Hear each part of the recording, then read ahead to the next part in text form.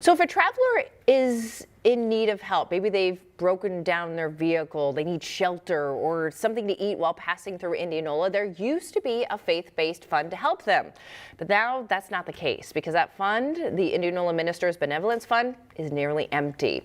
So Local 5's Cleo Maycock, you spoke with church leaders about why it's so important to have this fund, but also ways our viewers at home can help replenish it. Good morning.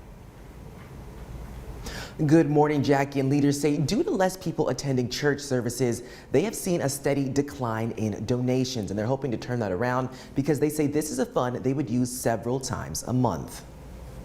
These three pastors are members of the Indianola Ministerial Association, an association that has a benevolence fund that gives out vouchers by way of the police department to help travelers in need who are passing through the city.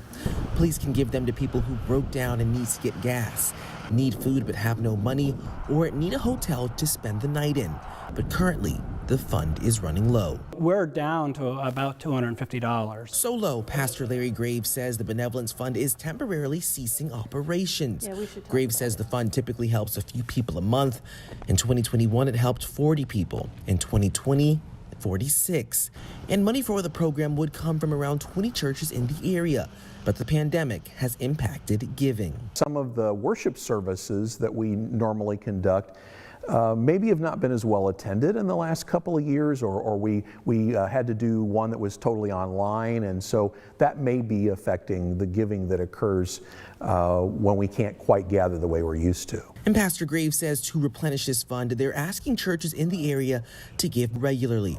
They've created a special service in April for donations and are asking anyone to send donations to the Ministerial Association's P.O. Box. The group is hoping to raise enough money soon to serve travelers who might be in need during a season they say is usually one of their busiest. Right now that it's cold out, and I think that's especially where our concern is that people might be coming through town, they run out of gas, they are in some other point of crisis, and it's dangerous to be out when it's this cold.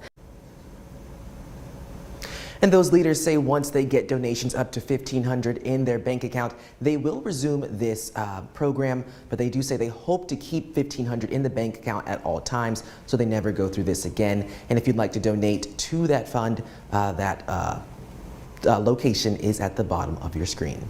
What a unique opportunity and thought of how to give back. And as we heard, not only from those that you spoke to yesterday, but even Brandon Lawrence this morning, it is darn cold outside.